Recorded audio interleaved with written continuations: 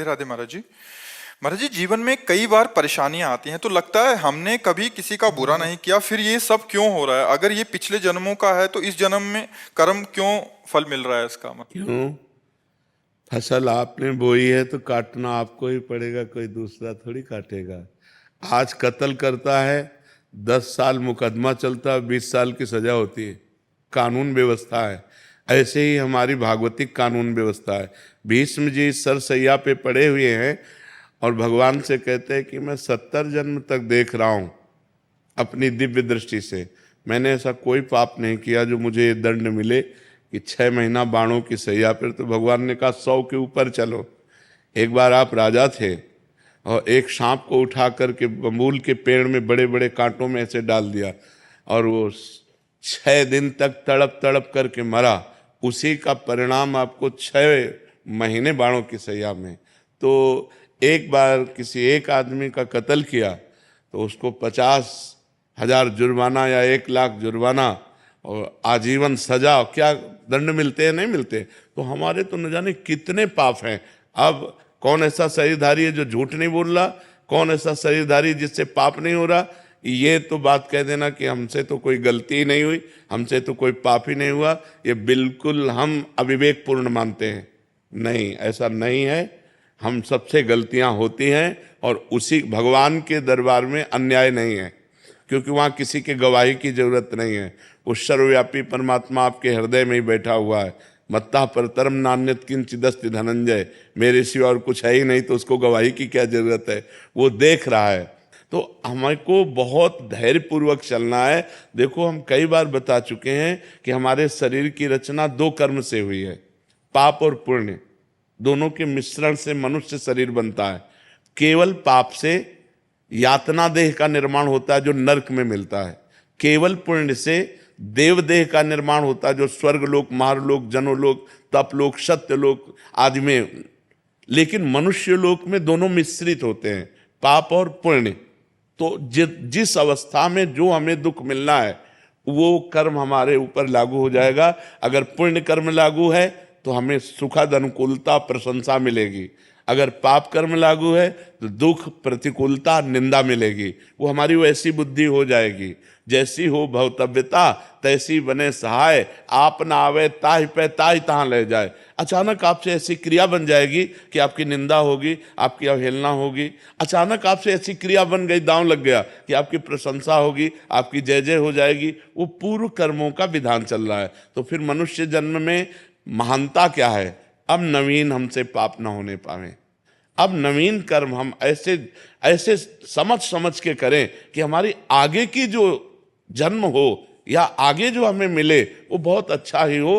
पाप कर्म नहीं होने चाहिए। अब हमसे गलती नहीं होनी चाहिए। अब लो नसानी अब ना नसई हो। तो ये पक्की बात समझ लीजिए कि अपने कर्म को ही भोगना पड़ रहा है। इसमें बिल्कुल संशय न कीजिए कि मैंने तो पाप नहीं किया।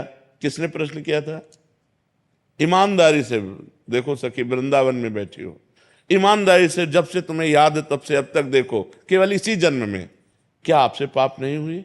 क्या आपसे गलती नहीं हुई?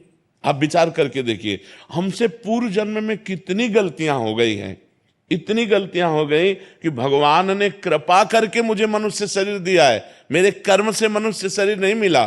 कबहू का करी करुणा नर देहि, देत ईश बिन हेतु सनेहि। अब भी भगवान की कृपा देखो कि आप साधु समागम में बैठी हो, आप वृंदावन आई हो, संत समाज में बैठी हो। अब मोहि भाव भरोस हनुमंता, बिनु हरि कृपा मिले नहीं संता। तो भगवान तो आपको दुलार ही कर रहे हैं, भगवान तो आपको कृपा ही कर रहे हैं। पर हमने गलती की है तो वो भोग तो हमें भोगने पड़ेगा। और महाराज जी, इस जन्म का कब भोगना पड़ेगा? अगला। जब अभी जो वर्तमान में गलतियां, अगला।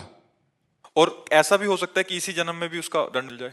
भयानक अपराध, भयानक अपराध, जैसे आप संत द्रोह कर दो, संत निंदा कर दो, किसी संत को मार पीट दो, फिर आपको भयंकर आपको कष्ट। साधु अवज्ञा तुरंत भवानी, भक्तन निंदा अति बुरी भूल करे, जिनको के सुकृत बहुजन्म के छिन्न दायक को। तुरंत अकाल मृत्यु का विधान बन जाएगा, तुरंत अकाल मृत्यु का विधान बन जाएगा, तुरंत भयंकर कष्ट देने वाला योग लग जाएगा। महाराज जी, भागवतिक विधान है। भागवतिक विधान है।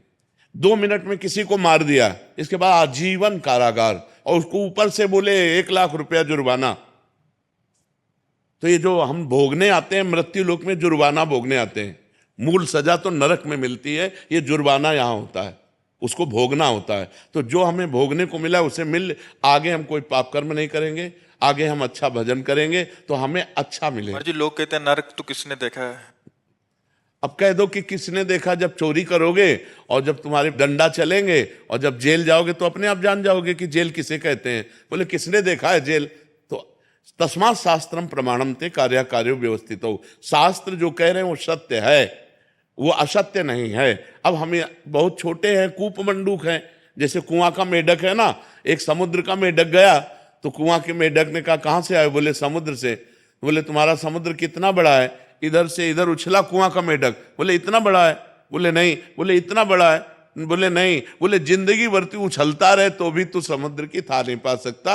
अनंत ब्रह्मांडों के रचयिता भगवान ने रचा है, स्वर्ग नरक पाप पुण्य उसका फल दोनों रचे और आपको छूट दे दी है, आप पाप कमा लो या पुण्य कमा लो। तो मनमानी आचरण करने में कोई तो मानता नहीं है, और जब परिणाम आता है तब भगवान को कोसता है। तो ये विधान भगवान का बनाया हुआ आपके कर्म के अनुसार है, आपने जो कर्म किया उसके अनुसार विधान बनाया हुआ है। को न काहू के सुख दुख कर दाता, निज कृत कर्म भोग सुन भ्राता। इसीलिए जो धर्मात्मा पुरुष होते हैं, शास्त्र को जानने वाले होते हैं, एक भी कदम गलत नहीं रखते। ए भाई मैं नहीं पाप कर्म नहीं करूंगा, तो मुझे मार डालो पाप कर्म नहीं करूंगा, चाहे जितना कष्ट दो मैं अधर्म नहीं करूं, क्योंकि जानते हैं कि अधर्म जो है ब्याज के ऊपर ब्याज लग करके ऐसा फलीभूत होगा कि हमारे पुरखा पानी पा जाएंगे भोगते भोगते। तो ये भगवान का गलती थोड़ी है कि यार एक को तो इतनी सुख सुविधा दे दी, एक को इतनी दुख दुविधा दे दी। नहीं, दोनों के कर्म हैं। उसने कर्म किया उस जगह पहुंच गया, उसने कर्म किया इस जगह पहुंच गया।